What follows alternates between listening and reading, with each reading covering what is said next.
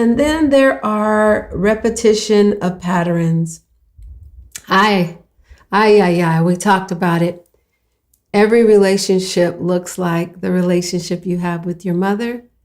Not every, because in contrast, you could set out to not, you're just adamant that you'll, it's almost like narcissism, because now you won't take care of anybody. Now you have to be the center of attention. Now you have to be the one who someone is,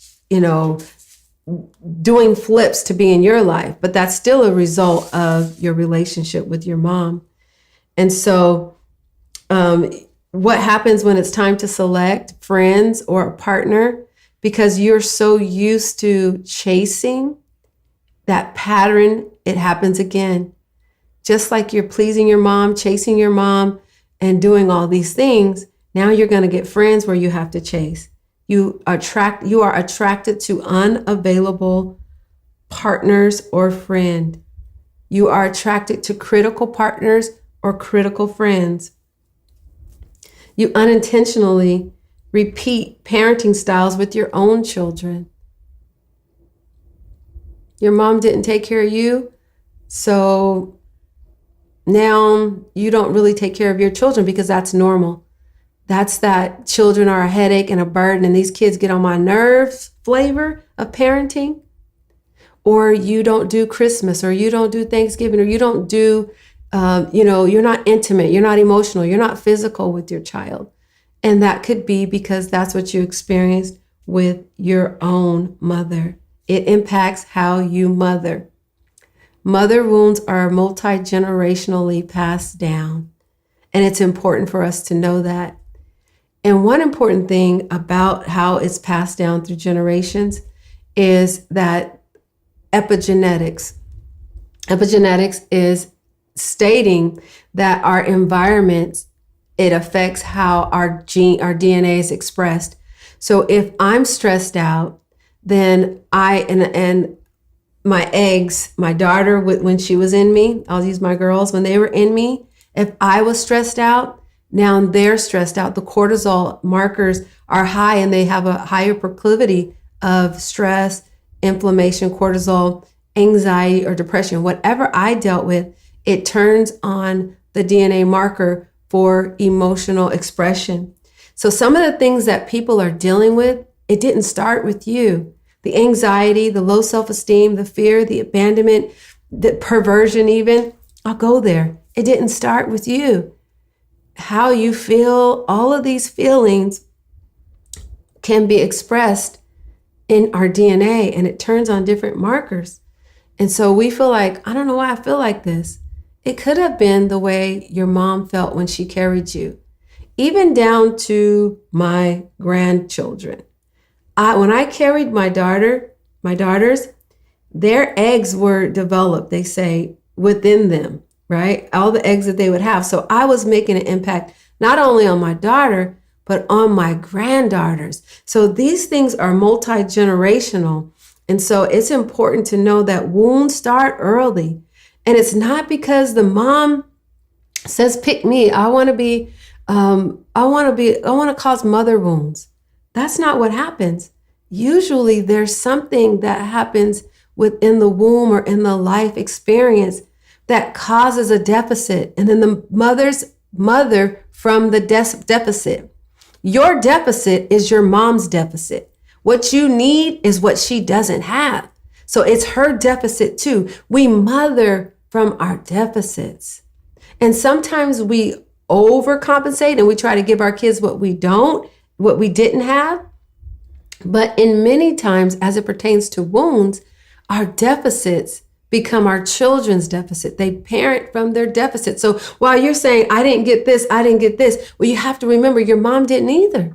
She didn't either. So it is just a multi-generational pattern that is repeated. And then it causes you to struggle. We talked about it last month with self-love.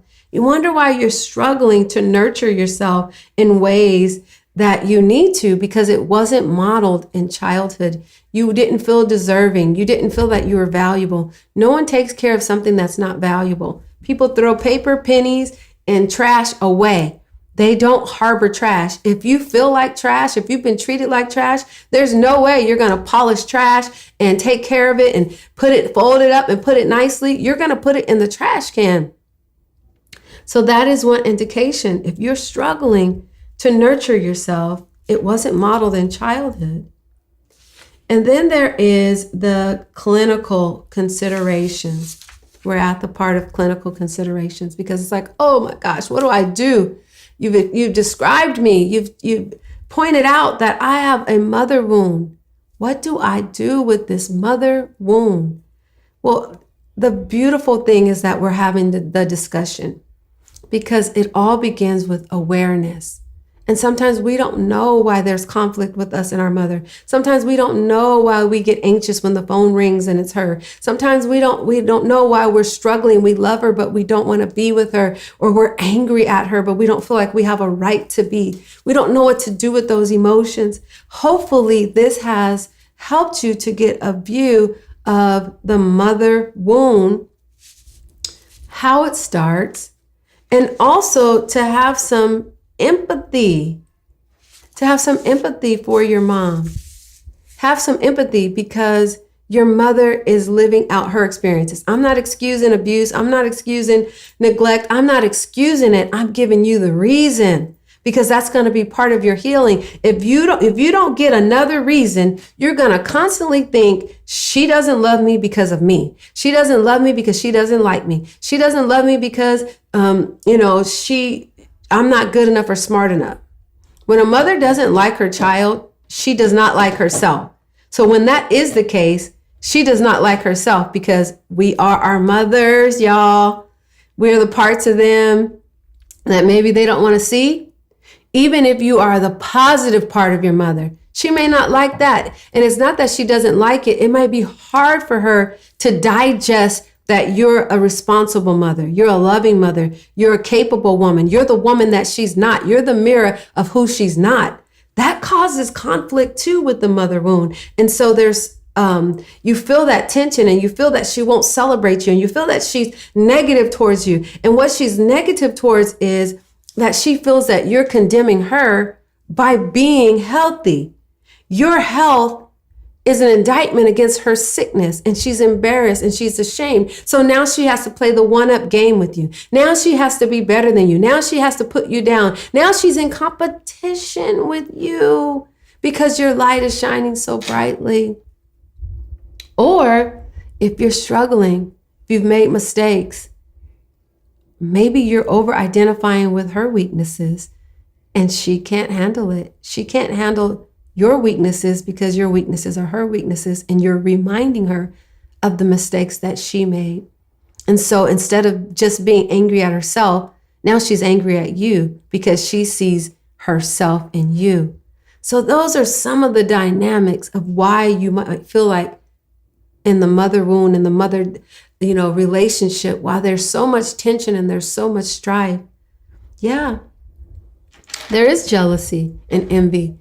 And a lot of it comes from just, deep down that you feel inferior to your daughter and you shouldn't because it's shameful. It's sad. It makes you feel, that you've missed the mark and that you're incapable. It speaks to all of your wounds as a mother when you're in competition with your children and you can't celebrate their achievement or your daughter and you can't celebrate that she's gone further than you. That's a deficit because you feel like she knows your secret, that you have deficits. And so that makes you uncomfortable. So you become resistant, unsupportive, negative. You find something to criticize because you want to bring her down a notch or two. So in that case, mothers or women, daughters, you can only take care of yourself and let your mom heal her wounds, so that you won't continuously be experiencing the mother wound of envy and jealousy and resentment just because you made it. Or even if you're struggling as a woman and you need your mom's support, but she's pressing you down, she is responding to her weaknesses. She never got support for her weaknesses, so she can't give you support. And she's watching you relive her mistakes. And so she hates that for herself and she hates that for you. So let's talk about the interventions here. Grief is an intervention. Grief as a healing intervention. Grief is a necessary and powerful process in emotional healing. It allows us to acknowledge, feel, and release the pain of unmet needs, lost dreams, and emotional wounds, especially those tied to early caregivers' relationships like the mother. Grief is not bad. I know we don't have sometimes the emotional capacity for it, but it is the pathway to healing. Grieving is the pathway to healing. It is on the road to healing, because after you acknowledge how you're feeling, then you can fix it and you can restructure and you can reroute. And there are 6 stages of grief that I want to talk about briefly. Denial, the first stage, bargaining, depression, acceptance, and reintegration, which is acceptance of your life, like reintegrating or rebuilding your life. They've added other stages, but I'm going to stick with the basic. And the first stage, what stops you from grieving all of this, it's because it's complex grief. Now, if your mother has passed away, this is different. You can still have these stages, but it looks a little different. I would say it's more difficult when they're alive, and they call that complex grief. It's like being able to see the water, but not being able to get a cup of water. Like seeing the food, but not being able to get a plate. So this person is alive, but your needs are not getting met. So it's even more frustrating. It's like, you're alive, meet my needs. They're alive, but you have to remember there's portions of their capacity and their abilities that are not there. They may develop, but the truth is, they may not ever be the mom you want them to be. I can remember I wanted a big, chunky mom. My mom's skinny. I love her to pieces, but I wanted a chunky mom. I don't know. Maybe I wanted hugs, or we just have all these fantasies of what we wanted. And I can remember wanting that, a mom who cooks, and a mom who, I just wanted to cuddle and cook, cuddle and eat. And so, but I appreciate who my mom is. So let's go there. First stage 1, denial, stages of grief. In this stage, it is your brain is telling you, I don't have the capacity to accept that this is who my mother is or who my mother was. So what I'm going to do is I'm going to make up scenarios. I'm going to make up scenarios that maybe it's me, or maybe if it's that she has a drug addiction. I mean, you could really add some dialogue to it, because this is the reasoning, or this is the denial of accepting that your mother is who your mother is. So you're denying that you have this wound. And so then you launch from that is the denial that maybe I'm just depressed, or maybe I'm just anxious, or maybe I'm selfish, or maybe I just want too much, or maybe I'm just too sensitive. So all of these maybes are denying the reality that you have a mother wound.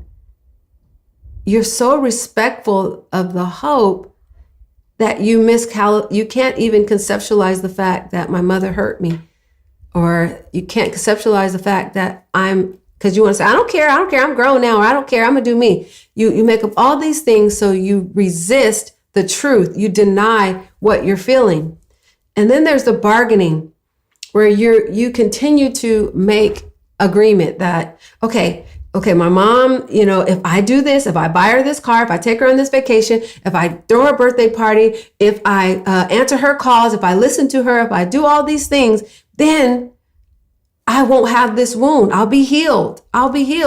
Maybe if we go on this vacation together, maybe if we do this daughter and mother thing at church, or maybe whatever, you just kind of bargain, and you think that maybe if this happens, I'll get the love. Maybe if I get this degree, then she'll see I'm worthy. And then the wound and the pain will stop. Maybe she'll see her grandkids and she'll love her grandkids. And then she'll see that I made the grandkids. And then maybe the wound will stop and she'll love me and she'll accept me. And then the pain will go away. That'll stop the pain. She'll be happy for me. I got a man, I'm getting married. She'll be happy for me. And the pain will stop. I got a career. I graduated. Maybe this will stop the pain of the mother wound. No, that's just bargaining. delaying time because you can't accept the reality of who your mom is. What kind of then begins to happen is that you start to identify that you just have the wound and you don't have the mom that you wanted. So you start to feel the loss. You start to feel sad. And you may even start to feel like it's me. I'm not good enough and I'm not deserving, because by now, as an adult, other people have stepped in your life. Other men have walked out. Other people have confirmed that maybe it is you. Maybe you're not lovable. So now you think it's the relationship, the guy who walked away, but deep seated is the fact that your mom never affirmed that you're worthy and that you're worthy to be loved and connected to. So every other injury just provokes that pain. It triggers that pain. And so what happens after that loss and that hopelessness? I'm never going to be loved. I'm never going to have a relationship with my mom. And the sadness that people feel, sometimes they attribute it to, I lost my job. And they don't even know that at the root of it is a deep hurt that you lost your relationship, the one that God designed with your mother. She's not connected to you. She doesn't give you the support and love that you need. So then what happens for some people who allow it is anger, irritability. And anger is beautiful. You know, we talk about the angry Black woman and how we're stereotyped. We have a lot to be angry about. The Bible says be angry and sin not. So anger is not bad. It's how we act when we're angry. Because angry is just an acknowledgement of unfairness and you are protesting what is not right. So anger is your advocate. It is your witness that what is going on the inside and on the outside, it ain't right. So you need anger to show up, because anger is the umpire of justice. So you need it to show up so that it tells you this ain't right. This ain't right.